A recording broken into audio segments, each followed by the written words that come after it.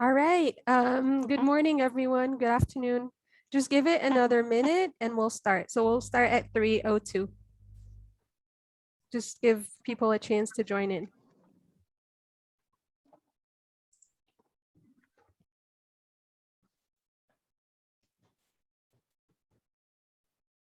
On va regarder ma batterie là-bas aussi pour l'autre téléphone.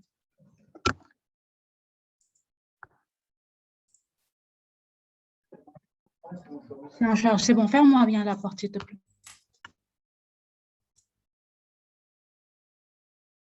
All right, it's 3:02. Aminata, are we ready to go? Yeah, let's go, Rawan. All right, awesome. Good morning, good afternoon, everybody. And thank you so much for joining us on this Saturday, wherever you are. We know it's the weekend when we really appreciate you being here and for being committed to this fellowship. There's 45 people in here already, so people are starting to join in. We hope you can see the screen. If you have any questions throughout the session, at the bottom of your screen, you'll see two little bubbles where it says Q&A. So we advise you to click on that and enter your questions so that they don't get lost in the middle of the conversation. We are recording this session just so that you know. And that's it. We'll get started. So today, Aminata and I are here to talk to you about the African Young Women Leaders Fellowship. This was a program that her and I are both alumni of. You could see our photos here in the picture. It is a joint program between the African Union and the United Nations Development Program. We were on this program for about 16 months, starting from 2019 to early 2021. It was life-changing for the both of us, and that's why we're here today to share this knowledge with all of you. We do hope that you enjoy it and you benefit a lot from the session. So I'll introduce myself and then hand over to Aminata to introduce herself as well. Next slide, please. All right, so my name is Rawan. If you are following me on LinkedIn, you probably already know a little bit about me. I was, again, part of the African Young Women Leaders, part of the first cohort. I was representing the North African region as I am Egyptian. In my role with UNDP, I was deployed to the beautiful country of Zambia in Southern Africa. I was working as a program analyst with UNDP, providing support on projects such as inclusive cities, climate action, and economic growth. I currently live in Senegal in Western Africa. I'm working with another international organization that's not the UN called the Catholic Relief Services. I'm still doing development and project management work. My background is in public health, but I have acquired a few diplomas, including Prince 2 and another project management degree. In my free time and personally, some of you will already know that I am very passionate about youth unemployment. I'm currently working on a book on this topic that I'm hoping on publishing soon. And I hope you guys enjoy this session very much. Over to you, Aminata.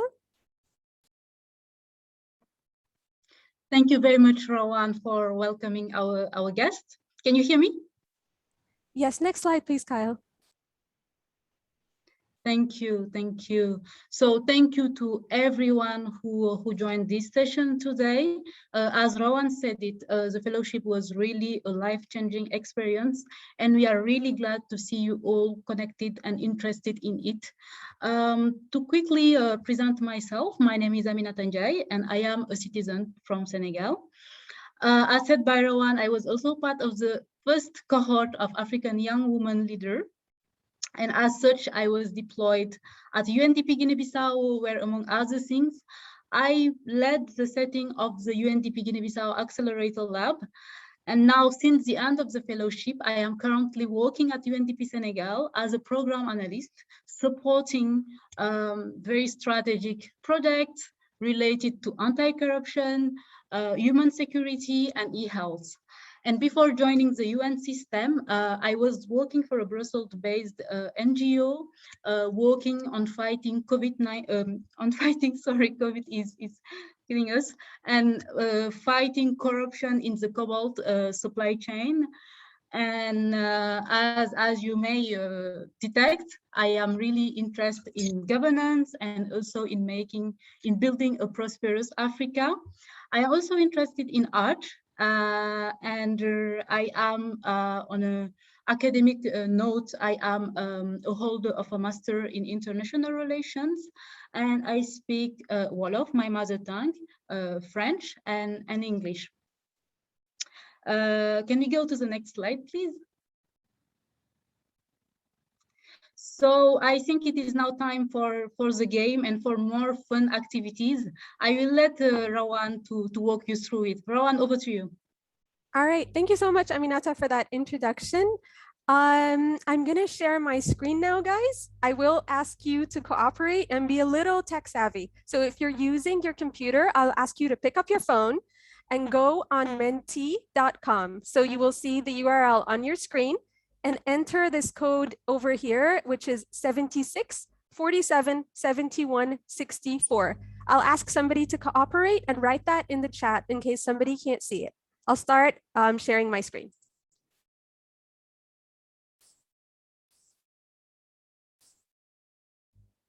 Awesome. So you guys are already there. 1 second. Let me just switch to full screen. Aminata, can you see the results coming on the screen? Yeah, I can see a bunch of countries. I can see Egypt, Uganda, South Africa. We have guests from all over Africa, as I can see. Yes, awesome. So there's people from Cote d'Ivoire, Zimbabwe, Kenya, Cameroon, Senegal again. And that's not Aminata and I, that's other people, Kenya. So we'll give that a minute. South Africa, Nigeria. Really amazing. It is awesome. Zambia. Awesome. I love Zambia very much. So I'm very biased towards Zambian. Kenya, Nigeria, Malawi. Awesome. That's great. There's 71 people on the call now, so slightly more people are starting to join us. We're just having a bit of fun. If you've just joined in, you can go to menti.com and use the code 76 47 71 64. All right, I'll just give that a few more seconds and then go over to the next slide. Senegal, again, there's a lot of Senegalese people on the call. Where is Ethiopia? I'm not seeing any Ethiopians. I'm also looking for Guinea-Bissau. Yes, where's Guinea-Bissau, the Gambia, our neighboring countries. Tunisia, very well. I hope there's more North Africans this year. Awesome, guys. Uganda, many Ugandas on the call today. Awesome. So I'll just go over to the next slide in the interest of time. So the next slide is in one word only, what does this fellowship mean to you? I'll give this a few minutes as well, just a minute or two, just one word, guys.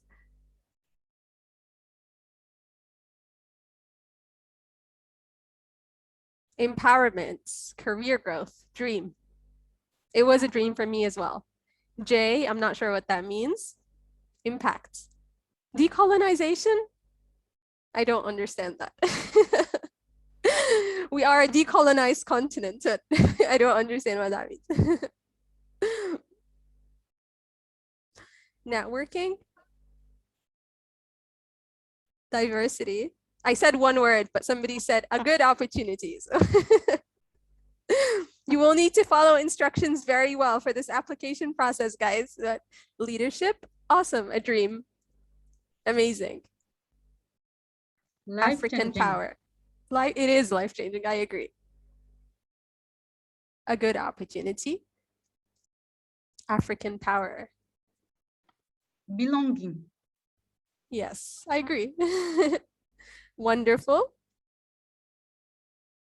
Awesome. So not everyone is participating. I'm getting 37 people, although there's 76 people on the call, which is fine.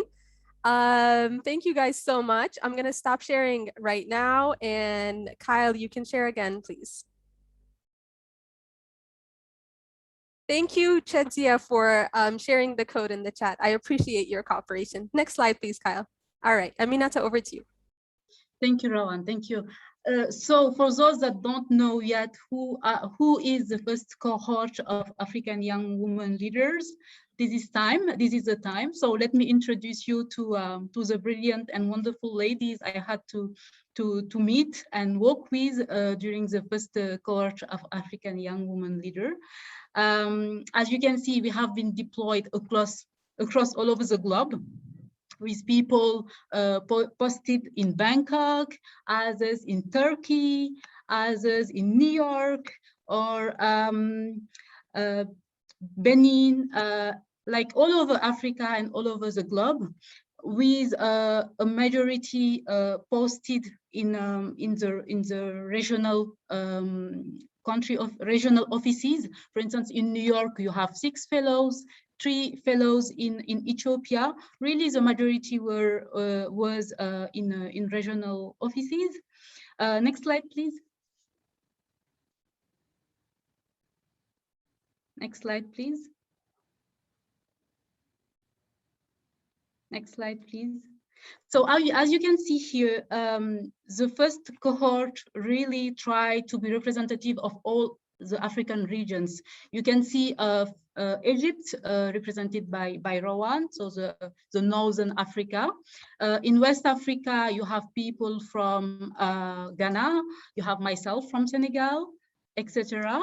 You have also the Southern African regions that was also very much represented in the fellowship, with a fellow from South Africa, another one from Botswana, another one from Zimbabwe. You have also the eastern part of Africa with countries like Kenya, Tanzania. The Central Africa was also represented with a fellow from Cameroon. So it was really representative of all our regions.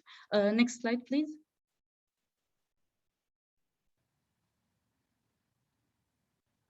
So now I will give you a little bit more details about the first cohort of African Young Women Leaders Fellowship Program. First of all, the raison d'être of this fellowship. It really came from a joint vision by the African Union Commission and UNDP to not only increase the representation of African women in international private or public institutions, but also to improve African women leadership. First of all, we were 20 fellows to be selected, and 5 months after, we have the pleasure to welcome a new fellow from Zimbabwe, which brought our number to 21 fellows. Representing 20 African countries and deployed in 13 duty stations. And in the spirit and in the tradition of UNDP capacity building, we were also equipped with learning opportunities. For instance, we take benefit of a training, of a 10-day training by the African Leadership University. We were also being granted a learning budget to really develop our own skills. For instance, I went for a training in project manager, while you have others that did training in negotiations, etc. It was really diverse, and fellows really had the opportunity to develop their skills in the area that is within their interest, and that is something really powerful to be congratulated. Another key aspect of the fellowship was the mentoring. We were privileged enough to be put together with wonderful, powerful women across UNDP that was there to listen to us, to listen to our challenges that we may encounter, and based on their own experience, provide us precious and tremendous guidance that really ease our insertion within the UN system. And also talking about mentorship, we also had the opportunity to meet worldwide leaders such as Akim Steiner, the administrator of UNDP, which you may know by now, I guess. We also had the opportunity on many occasions to speak to the regional director of Africa, of UNDP Africa, Ahuna. We also met the DSG, Amina Mohammed from Nigeria. And it was that really made the uniqueness of the fellowship, these type of exposure that really made the fellowship a life-changing experience, a dream that has come true. Next slide, please. So now I will quickly present you the timeline of the first cohort. Between the application deadline to the first deployment, you can count 3 to 4 months, at least that's what that was the case on our time. So 3 to 4 months. And all in all, last year, UNDP received about six applications coming from all over Africa. Out of these 6,000 applications, 20 fellows has been selected. And on a more personal note, a key milestone in this journey, in this application journey, has been to me the interview part, because it was the first time I encountered what is called competency-based interviews. I had no knowledge about it before. And I really got myself to practice, to rehearse, to familiarize with the type of questions that might come as part of these competency-based interviews, and really gain confidence with it. And that's something that you will also need to learn throughout the fellowship. Really try to equip yourself with a growth mindset. It's not because not having done something before does not prevent you from knowing it in the future. You have the capability to go from one point to another and really be confident about that. And it will be instrumental in your insertion and moving throughout the UN system. Next slide, please. Coming to the application itself, unfortunately, you will not be able to just send your application documentation to the country office of your choice. All the application processes will pass by these two links. In the first link, you can familiarize yourself with the spirit. I think it is really important to familiarize yourself with the spirit that guided the fellowship. What has guided the raison d'être of this fellowship? What has guided that initiative? And in the second list, in the second link, you can really direct yourself to the application portal, which is an all-UN portal. Next slide, please, Kat.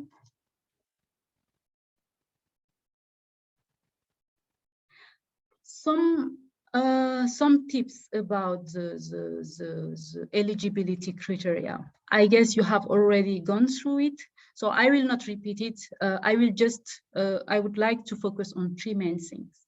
First of all, you will need to show that you have the capability, the skills to gather comprehensive information on complex problems or situations. I think that's something really important, because at UNDP, we always start with the problems and map it, really understand it before going on finding a solution to it. So really here you will need to show that you are capable of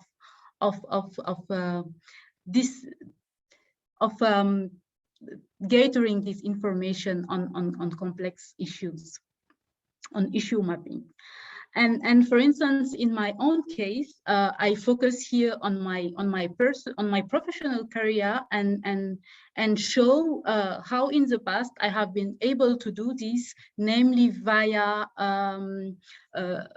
mapping the cobalt supply chain, which was a condition towards finding corruptions in the cobalt supply chain. So we will also need to really build what you are saying on the uniqueness of your trajectory, on the uniqueness of your priority, of your professional career, and that's really important. The second thing to pay attention to is really to show that you are able to come up with a solution. You know, at UNDP, we are solving worldwide problems. We are supporting governments find find solutions to complicated challenges that might be faced by populations on their daily lives. And as such, you really need to show that you are a problem solver. Really, that is really important. And always evidencing that with a previous experience. Really, evidence is really important. It's not it's optional, it is a requirement. The third thing I would like you to pay attention to is that for this second cohort of African young women leader, priority will be given to the nationals of those African Union member states that did not benefit from the first cohort of the fellowship program. Because the idea is really to be inclusive and try to represent all the African countries. So first of all, you have countries like Senegal, Egypt, but in the second cohort, priority will be given to those countries that were not involved in the first cohort. Next slide, please.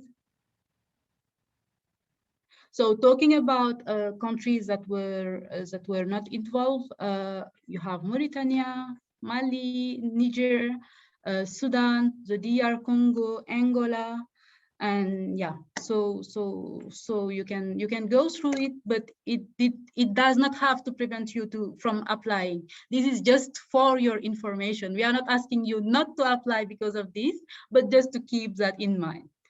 So I think that's all for now. I will hand over the floor to Rawan. Rawan, over to you. All right, thank you very much, Aminata. Kyle, next slide, please. Oh, just one more slide for you, and then. Thank you, Rawan. About the transition within the UN system. One key thing to know, and that's something that was asked many times, is about the transition within the UN system. You need to know that within the UN system, all positions are competitive. It is not possible to just be granted a positions. There is no nominations. You will compete and win a position within the UNDP. Nothing is really automatic, not only in the UNDP, but in all the UN system. Also, something that is good to remember is that the fellowship, even though it does not guarantee you a position within the UN system, can help you, can facilitate your transition within the UN system, because you know how the organization operates. You have the skills, you have gained new developmental skills, you have the knowledge, you know how UNDP operate, you know the concepts nodes, the products, the business units, the clusters, and you have the exposure. So all of these are the key ingredients that will help you transition within the UN system with ease, but nothing is automatic. Talking about this, how the fellowship facilitate your transition within the UN system, you can note that more than 50% of the former African young women leaders are now working within the UN system, broadly speaking. So this really highlights the power of the African Young Women Fellowship to help your transition within the UN system. Also, a key thing to remember is it can also open the doors for you to integrate other major international organizations. For instance, we have a fellow who is now working for an international law firm. And also I'm talking a lot about international, but this can also motivate you to work on a more local, open the door for you to work on a more local sphere, because UNDP is also very much active into localizing the SDGs. So don't forcibly think international. Small is also beautiful. This said, I will hand over the floor to Rawan. Rawan, over to you this time. Thank you, Aminata. Next slide, please, Kyle. Okay, so guys, the fun slides are over. Unfortunately, now things are gonna get heavy. So if you're sleeping, I would advise you to wake up. If you don't have a paper and a pen, please grab a paper and a pen. And right now, I know Aminata was talking a lot about the first cohort and how our journeys were, but from this slide onwards, it's more about you, your applications, the logistics of the applications, and why the fellowship in general, and why there's a second cohort. So if you're here, I hope you're here because you're applying for the African Young Women Leaders Fellowship. And I know it's a very long acronym or a very long word, so I'm gonna break it down further. Why African? Why young? Why women? Why leaders? And why fellowship? So let me start with the first two letters of this acronym, A and Y. Why African and why young? So let me tell you guys, right now we're in the year 2021, 2022 is just right around the corner. 2030, which is the date where the United Nations has set for not as a deadline, but kind of as the date to achieve the Sustainable Development Goals. I hope you've heard about the Agenda 2030 for Sustainable Development of the United Nations. If you haven't, please read it. So by 2030, by this date, the African youth population is projected to increase by 105 million people. So do you think we should just wake up 8 years from now in a frenzy and realize there's an extra 105 million people on the continent and think, oh my God, we have an extra 105 million people. There's no opportunities for them. They don't have enough skills. They don't have enough resources to flourish and to transform this continent from one that's developing to one that's developed. The answer is absolutely no. We have to start early to plan for this forecasted youth bulge to make sure that there's enough, they have the right skills to transform this continent. They have the right opportunities. So they're not looking for opportunities outside the continent to leave and to go to other countries, perhaps to develop those. So we need to give them jobs to stay and reasons to stay. This is why fellowships like this exist, to strengthen the skills of such youth. So I hope that answers your question of why African and why African youth. Going back to that for a bit, not only should the fellowship give you skills in general, but the skills you will be gaining are skills that match the job market right now. So a lot of things right now are done using digital technology, and there's the difference between being able to use digital technology and innovation or not is the difference between surviving or not, between having a job or not, between being able to escape poverty or not. The reason we're able to do a webinar right now today is because we all have access to technology. So technology is something that you will be focusing on a lot in terms of opportunity. Moving on to why women. A lot of questions we receive are like, why is this only for women? I'm a young man that would absolutely love to join the UN, or I'm looking for an opportunity as well. The reason is that again, if you've read the Agenda 2030 for the blueprint for sustainable development of the United Nations, or the African Union Agenda 2063, which is the blueprint for development specifically for the African Union, which is dated to the year 2063, both these agendas intersect heavily and there's a lot of commonalities between them. But one main commonality is the focus on gender equality. If you know your sustainable development goals, this is goal number 5 in the SDGs agenda, and the empowerment of women and girls underscores the achievement of both the Agenda 2063 and the Sustainable Development Goals, specifically in relation to poverty, well-being, inclusive and sustainable economic growth, which our continent of Africa is unfortunately lagging. So why leaders? We've gone over why Africa, why young, why women, and why leaders.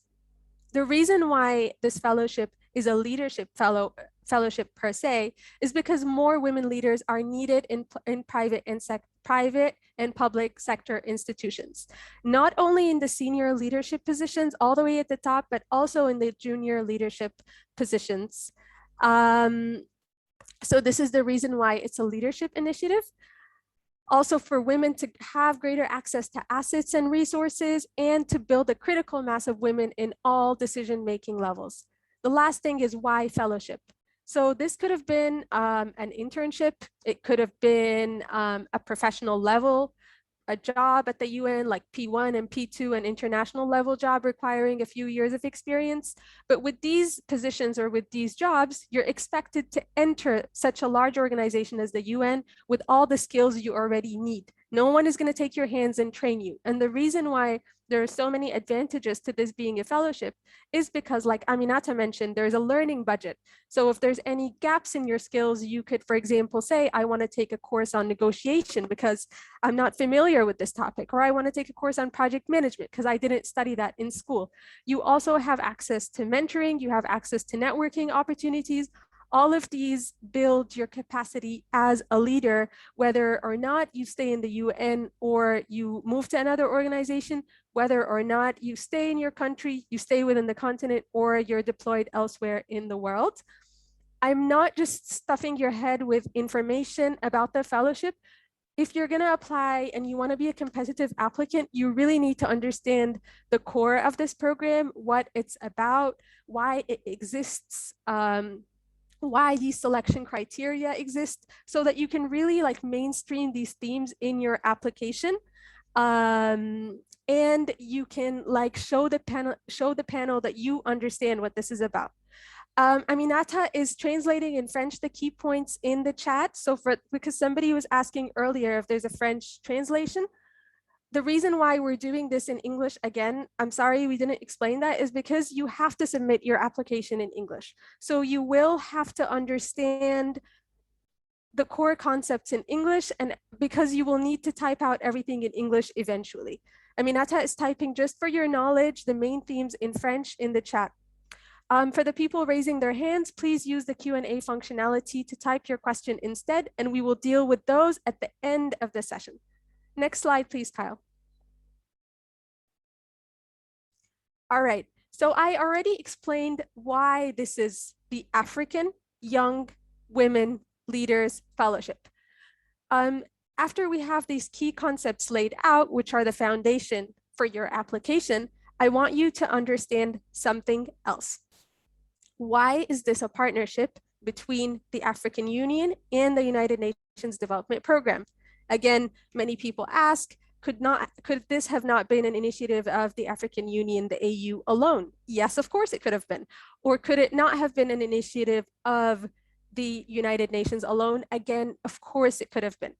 But the reason why this is a partnership and a collaboration between these two huge entities is for three reasons. First of all, to build transformative leadership capacity. So to build leaders from the continent through this partnership between these two huge organizations, to equip experts in the two blueprints for sustainable development, which are the Sustainable Development Goals, Agenda 2030. I'll keep mentioning these because everybody has to Google those and read them, and the Agenda 2063. After you graduate from the fellowship, you will be looked at as the leader, an African young women leader, an expert to serve Africa and the world. You will be designing and implementing development programs in the context of these two agendas. So through this partnership, you're supposed to familiarize yourself with these two concepts that are the blueprints for development in the coming years. And finally, you will be able to expand your network through having access to leaders from these two large organizations. If you don't already know this, you may have heard of the African Youth Envoys 1 million by 2021 initiative. I know 2021 is just about to end, but there was an initiative by the African Youth Envoy to employ and equip and empower youth in general, 1 million of them by the year 2021. And the African Young Women Leaders is a part of the 1 million by 2021 initiative. Again, if you're not familiar with the 1 million by 2021 initiative, Google it, go on Twitter, do your homework and do your research, because this is a campaign that you need to be familiar with, as the fellowship is a part of this campaign, the 1 million by 2021 initiative. Next slide, please, Kyle. The application procedure. So the application has to be in English. I just mentioned this right now. You have to include your documents scanned as one single document. So you will only be able to upload one single file that needs to be maximum of 10 MB in size. Use a PDF merger or use another tool that you feel comfortable with to merge all your documents into one single PDF file when you're done. What are the documents that you will have to merge? A copy of your academic degree, a tertiary education degree, which means a master's or a PhD. A lot of people are typing in the chat, I have a master's in agriculture. Is that okay? I have a master's in fisheries and aquatic resources. Is that okay? Yes, it's okay. The instructions are clear. You need to have a master's degree, period, with 1 year of experience maximum after your master's. They did not specify what master's degree you should have had, so any master's degree is fine. I had a master's in public health. Although UNDP is not primarily a health organization, you need a master's degree, then you need to prove in your cover letter and your essay why you are relevant and your educational background is relevant. So all the organization is asking you for right now is a master's degree. You also need to write a motivation letter, highlighting why you would be an outstanding candidate, explaining your strength and how your participation will contribute to your future career. I'll talk more about the motivation letter in the next slide because I know there's a lot of questions about that. You also need 2 professional and signed reference letters. If you have not already started on these, start. You have 10 days until the deadline of the application. So you have 10 more days. The deadline is on the 14th. If you have not connected with your professors or your previous or current employers, ask them now. This is the right amount of time to do it. You will not have enough time if you wait any longer. Ask them to prepare 2 reference letters for you. Tell them about the fellowship. Tell them the content you would like, what aspects in your personality you would like them to highlight. And then ask them to prepare those letters a couple of days before the deadline so you have enough time to upload them. The last thing is you need to have a short essay of a maximum 1,500 words presenting an innovative solution to a complex development problem. This is super important. They're asking you to present a solution to a problem. Please do not present a problem, period. We all know the problems that exist in the continent. Do not say, for example, there is a problem of youth unemployment and just talk about the problem without offering the solution. Your application will not, I'm not going to tell you it's not going to be qualified, but your application will just be overlooked by the panelists because you're not answering the question. They're asking you to present a solution to a problem. Something you will hear a lot in UNDP is SMART indicators or SMART solutions. Something that is simple, measurable, what was the A? I don't even remember. It was simple, measurable, result-oriented, time-bound, and accurate. Thank you, Aisha. So something, of course, you can be as innovative and creative as you want, but make sure what you're saying is realistic. It's something that is implementable. It's something that actually can make a change in the continent. Be creative, but please also be realistic and describe the nature of the problem. Who do you think is responsible for the problem? How would you solve this problem? How would you implement this solution? 1,500 words. If you don't have any clue what to write about, in the next few slides, I will tell you what UNDP works on, and perhaps that could jog your memory on things you could perhaps find as commonalities between your own profile and the work that UNDP does. I could see somebody writing in the chat that they have a PhD and a postdoc. I would still advise you to apply. We did have a fellow last year who was doing her PhD. She hadn't submitted her dissertation yet, but we had a fellow who was doing her PhD. As long as you have less than 1 year of professional experience after that, I would still advise you to apply. I would advise everybody to apply because you never know. Just it's one application and it might change your life. So please just apply. Okay, what if I'm still doing my master's? Again, a lot of people are asking, you should have already completed your master's degree or to have your certificate, because if you're still completing your master's, you won't have anything to upload. Next slide, please. All right, so for the motivation letter, this is self-explanatory from the name, but I'll just go a bit over it again further. So your motivation letter should simply explain your motivation for applying for the post. Please do not copy paste your cover letter for a different job. Do not copy paste your CV. Do not copy paste the job description for the application. It should be a tailored letter for this specific opportunity, explaining why you are motivated to apply for this specific post. You should show that you understand the job description and the job requirements through examples. Again, do not copy paste. Do not say, I am 33 years old, so I'm below 34. I have a master's degree. These things should be implied already. You should make a connection between your personality and your relevant education and skills to the fellowship. Be honest, don't lie about anything, but please don't be modest. If you've won any professional awards, if you have any special achievements, highlight those. You're competing with 5,000, 6,000 other candidates. What makes you special? Ask yourself that question. What makes me special, and how can I show that in my application? You should focus on your unique selling points and why you should be considered. Again, a lot of questions we're receiving, what is the X factor for being selected to the fellowship? I mean, there's no one X factor. If there was one X factor, it would no longer be an X factor. The X factor is for you to decide what makes you special. Highlight that, bring it forward in your application. We had 21 fellows in the previous cohort, and we are all very different. We have different educational backgrounds, different professional backgrounds, but our one commonality is we all have that fire and drive to succeed. So what gives you that fire? What are you passionate about? How do you want to change the trajectory of this continent's development? If I were you, I would make sure that in this motivation letter, that's just one page, that I explain in an introduction who I am, and then explain why I am best suited for that role in an argument or in a body paragraph, and then finally close with why me, and not the other 6,000 candidates. What makes me special? Again, please do not copy paste. It is really obvious. Next slide, please.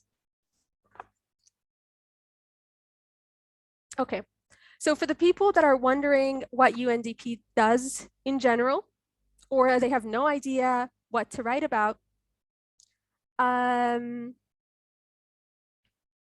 will tell you what UNDP does in general, and I will also tell you what UNDP does in the Regional Bureau of Africa, or UNDP's strategic offer in the African continent. If you already don't know this, UNDP works in more than 190 countries worldwide. So in this slide, I will focus on UNDP's impact areas in Africa in general. And then in the next slide, we'll talk about UNDP's 6 signature solutions, or what UNDP does in general. So right now, we're talking about UNDP's renewed strategic offer in Africa that the fellowship program will explore different areas of.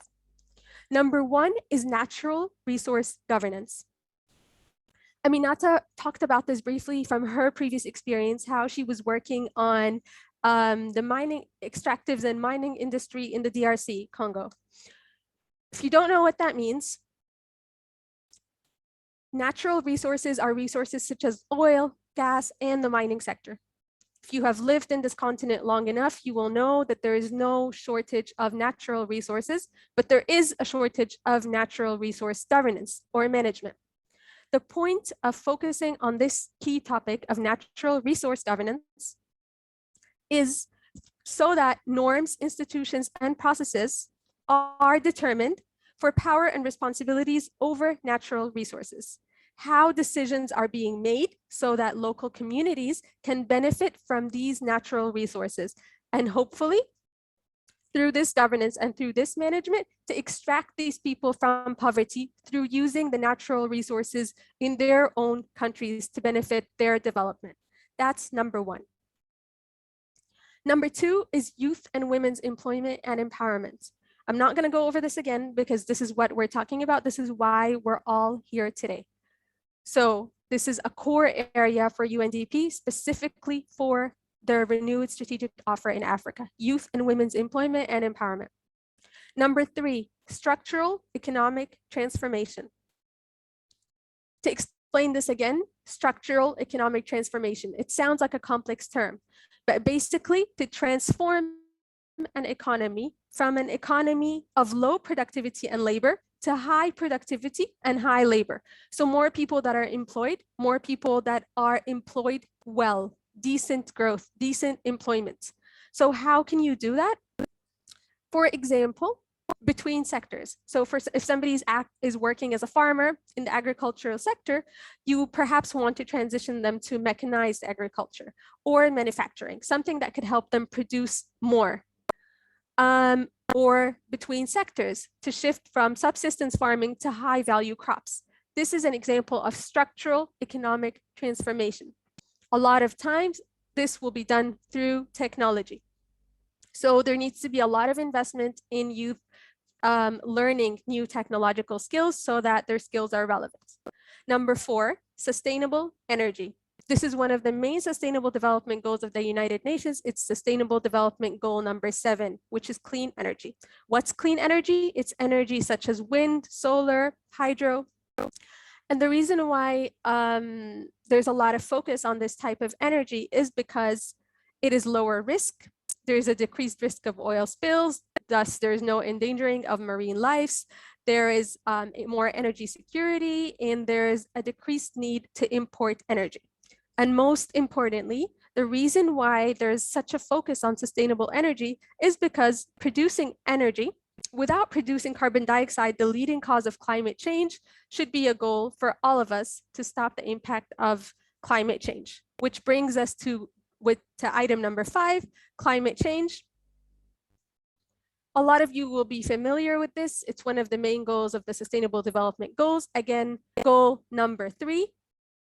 Goal number 13, goal number 3 is health, Goal number 13, and this is decreasing the long-term alteration of temperature and weather patterns such as droughts and floods and storms.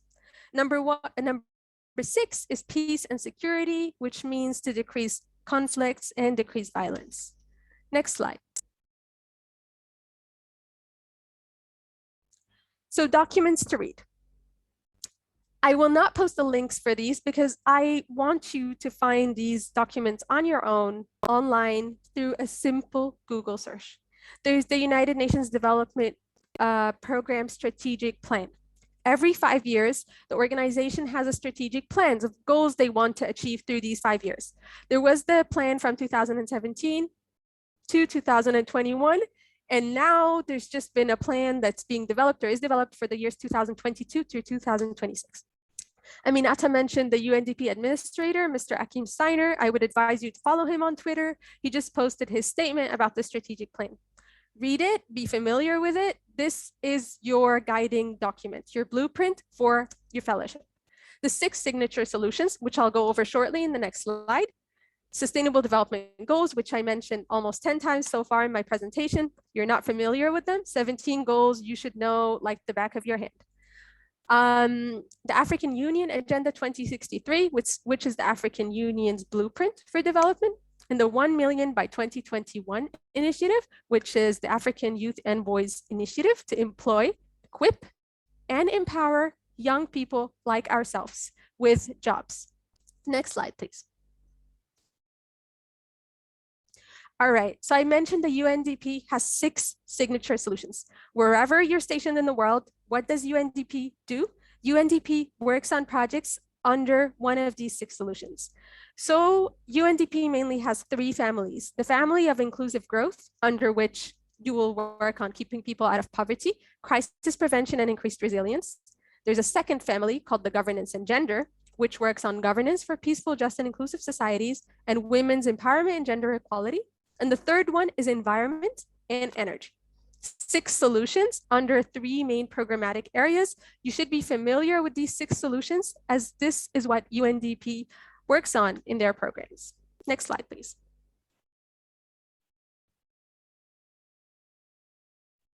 Disclaimers, next slide, please. So this session today was for informational purposes only. We are not going to review any applications. We will take your questions shortly, but the speakers, Aminata and myself, and none of the other fellows have no influence on the recruiters, and attending this session has no implication on the success of your application. That will be up to you and the quality of your application. Next slide, please. All right. So we will answer as many questions as we can during the time. If you still have further inquiries, if you've read the job description, which I hope you have, and the ads by the Regional Bureau of Africa, you will notice that there's an email at the bottom of the page, rp.africa@undp.org. They will be overwhelmed with emails, I'm telling you. So make sure before you send an email that it's not already there on the job description. I would advise you as well, don't let a question stop you from applying. If you have your doubts, apply anyway. You never know. Don't waste the chance to apply. If you just have a burning question, you can email them. The email is there. But otherwise, I would advise you to apply, even if you have questions at the back of your mind. Next slide, please. All right, so thank you guys, good luck. We will go to Q&A now. Thank you so much to Capacity Building International and Kyle King for helping us to organize this session. We'll go to the next slide. All right, questions. So let me just tell you what we're gonna do. We're gonna answer as many questions as possible from the Q&A. And then for the remaining questions, we're gonna put a link in the chat. If we're not able to get to the Q&A during the session, we're gonna put a link in the chat for a notepad where you can put your questions and we will reply to them later during the weekend. I hope that's clear. We will answer all the questions right now in the chat, and then later after this session, because we're not gonna be able to stay here for too long, we will answer the questions on the link that we will post. So questions.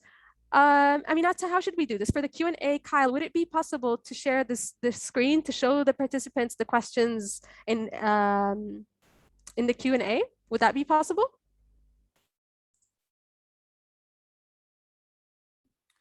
So you want to show the questions that are in the Q&A section? Would that be possible? From Zoom? Yeah. Sure, we can. Just one second. And after we can come to the questions that were typed in the chat. Okay. So while I set that up, maybe you want to start going to the questions. While we set that up, somebody just asked, since there is a representative from Nigeria, can I still apply because the application is too tedious to be rejected? Okay, first of all, I can't see your name, but I would definitely still encourage you to apply. Last year, we were 21 and we had 2 candidates from Zimbabwe. Why? Because they were both spectacular candidates. So that didn't stop the panel from selecting 2 people from the same country in a cohort that had just 20 people because they were both fantastic. So if you believe you're fantastic, you're not going to think that the application is too tedious.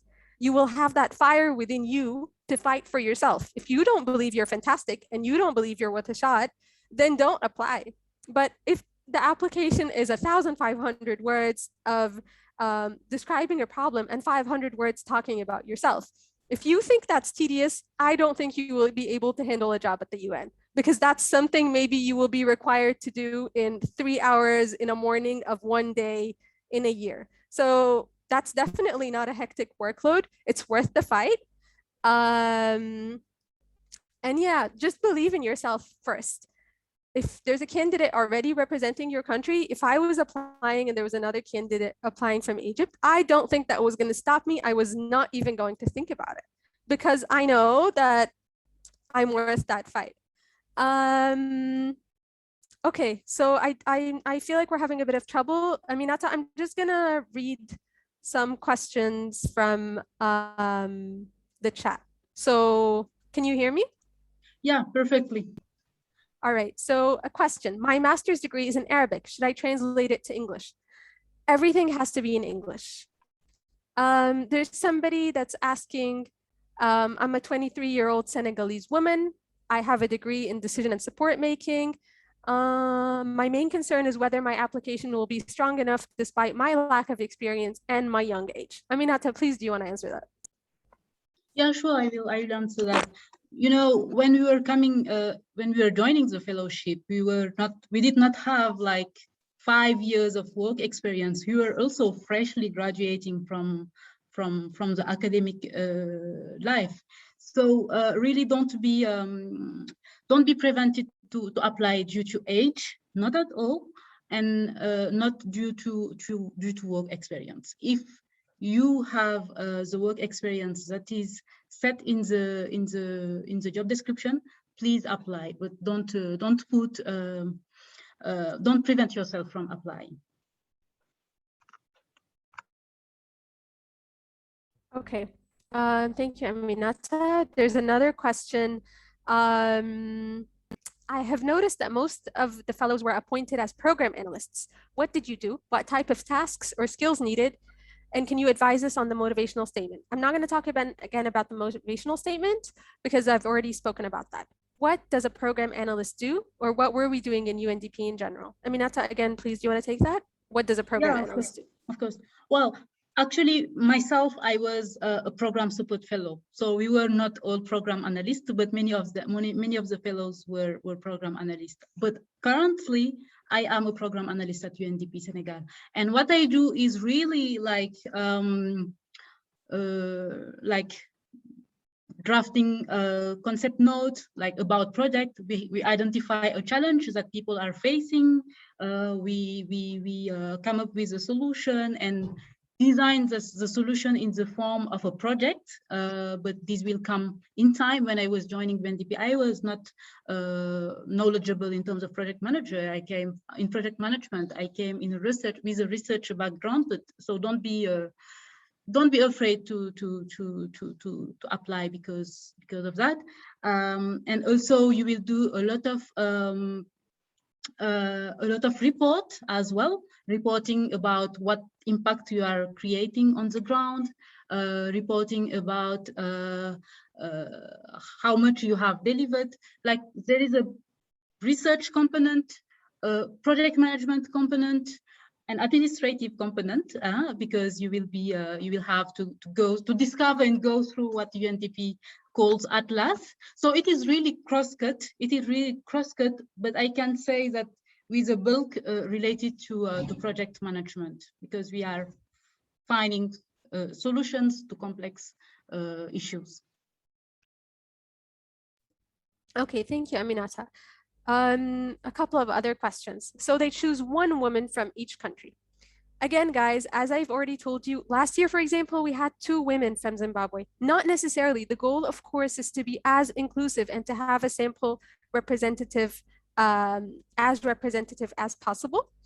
But just for, again, matters of representation, priority will be given to candidates from countries that were not selected in the first cohort. Should that discourage you from applying? I will say, hell no, please apply. There's somebody else asking, is the fellowship going to be in person or virtual? This is a good question. I don't know. On the reason why the call for applications was delayed so much from the time we finished our fellowship in March till now is because since this is a leadership initiative, the senior management in UNDP prefers to have the fellows in office for them to gain that exposure of traveling and networking. But because of COVID regulations, that might not be possible. So you might start off virtually and then transition to your country office. It depends on COVID and it depends on the country's regulations. Should we do another 5 more minutes? Kyle and Aminata, and then we can do that. Maybe just to complement what you are saying, it will depend on the internal office and the country's situation regarding COVID. For instance, at UNDP Senegal, where I am right now, we have been telecommuting since 1.5 months because we have gone through a 3rd wave recently in Dakar. So the country offices decided to adapt and implement the telecommuting. So it will really depend. You cannot have a global, comprehensive response that apply to all the duty stations. It will be really tailored to each country office's reality and each country reality. I also saw a question regarding nationalities. Somebody has said, I have 2 African nationalities, Egypt and Algeria. And based on today's presentation, which one to mention? You will need to be transparent at 100%. You will be asked in the system, the nationalities, all the nationalities that you have. So you will really need to be totally transparent. You will say all the nationalities that you have, and the fellowship will decide based on all the criteria that we are provided. But no information should be hidden. Totally transparent. Total transparency is required. Over. Okay, thank you, Aminata. I see 2 other questions. I only speak English and 1 South African language. Is that fine? Guys, the job description is clear. The official languages of the United Nations are English and French only. My mother tongue is Arabic. I don't think that had an implication on my application. As long as your English is fine, understandable, it is fine. You might be deployed to a country like Senegal where the UN office operates in French. So you might be doing all your work in French. For now, you need to have a basic understanding of English so that you can complete this application. Later on, the panel might decide that they want you and your mother tongue is French, so they might deploy you to a French-speaking country. That is a story for when you are invited to interviews, not a story for now. For now, you just need to have a basic understanding of English. There's another question on, can I apply if I'm still undergoing my master's degree?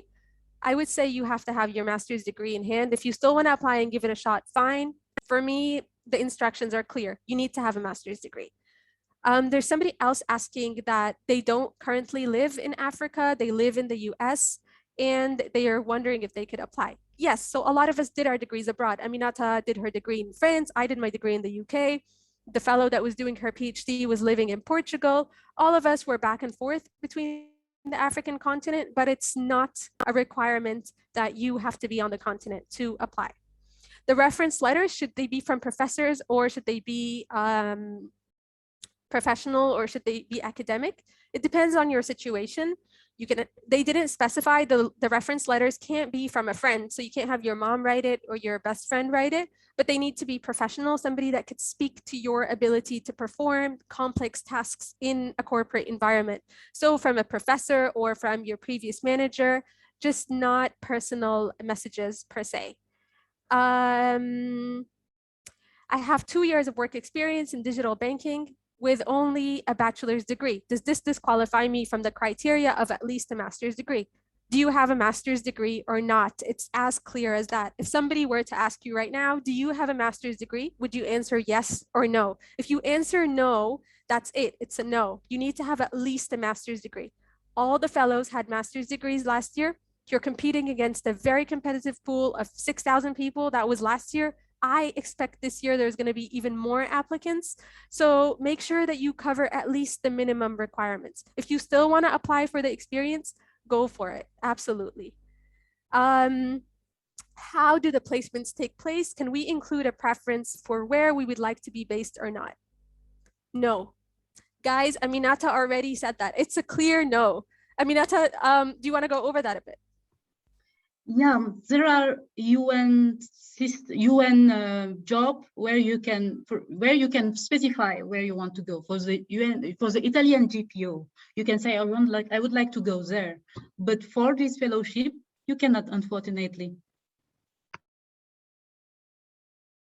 Another question, is it normal that they don't ask for a resume or a CV in the files? Yes.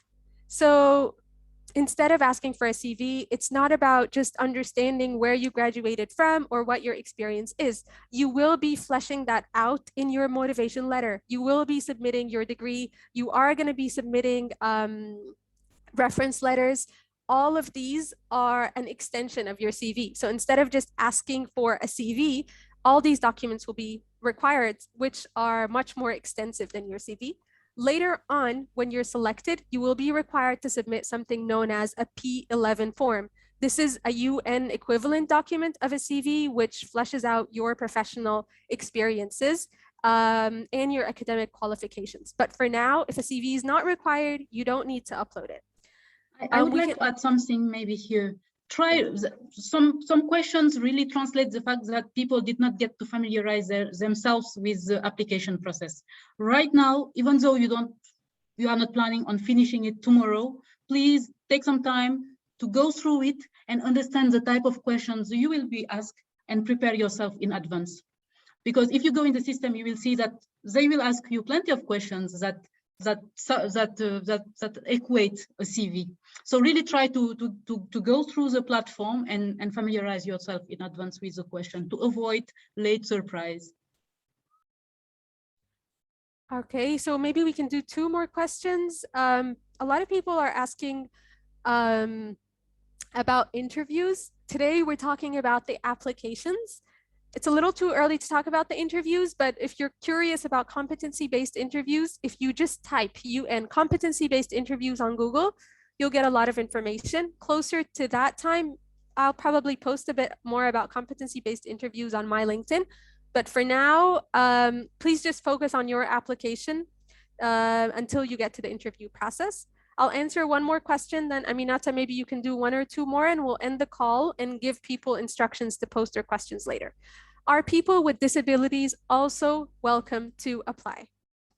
Guys, of course, if you have a disability and you have the necessary requirements, you're below 34, you're African, you have a master's degree, of course, apply. You will also need to disclose your disability so that the necessary accommodations could be made for you if you get to the interview stages or if you arrive at a duty stations. But of course, one of the main core competencies or one of the main core, I don't know what the word is, or one of the main core areas of the United Nations is that it's an inclusive environment that caters to diversity. So by all means, apply. Aminata, take 2 more questions maybe, and then we'll close. Yeah, maybe quickly go through the disability question. At UN, we really try to leave no one behind, and this is a reality. At UNDP Guinea-Bissau, now they are looking for a staff with disability. So really, it is about leaving no one behind. And there is a person who is saying that she has been working for UNFPA and now is asking if she will be less prioritized. You know what? During the fellowship, we had a fellow who was working for UNDP in her own country, and for 1 year, and that did not prevent her from being selected. So really, don't prevent yourself from applying. Just apply. Just apply. This is the advice I would give you. Maybe one final question. The platform asks about if you have any relative working at the UN. I have an auntie working there in my country. Is that an issue? Well, I know that very close, it's not possible for very close, how can I say, relation like that, mom. But for auntie, I am not very sure. Maybe you can put it in the Padlet, and I will come back to you with a clear response. But in any case, everything should be disclosed. Everything should be said. Totally transparent, total transparency. So this said, maybe I think, Rawan, we can continue to reply to the participants via Padlet. All right. Okay. So 2 mini instructions, guys. Kyle, may I please ask you to post the link for the Padlet in the chat that I've emailed to you? So there will be a link in the chat, thank you, Kyle, that you can post your questions on. To be mindful of our time, if you feel like your question has been answered in the session, please do not post it again. If your question is in the job description, please do not post it again. Good luck with your applications. Right now, we're going to end the call. You will receive a link for a short survey of what you thought of this session. It's just 6 questions. It should take you 5 minutes. So please complete it. And then for the people asking about the slides, we will not be sharing the slides, but tomorrow we will be sending you a recording. We're still working on the logistics of that. But for now, good luck with your applications, and we will end the call. And please, if you have any remaining questions, take them to the Padlet in the chat. And thank you very much. Aminata, over to you. Thank you very much, Rawan. And we are really happy to see the interest around the fellowship. And it was truly for us a life-changing experience. We came out of it more equipped, more professional, and more leaders in our own right. So really give it a try and don't prevent yourself from applying because of a question or because of a fear, because this is also very, very often. And good luck with the rest of your application.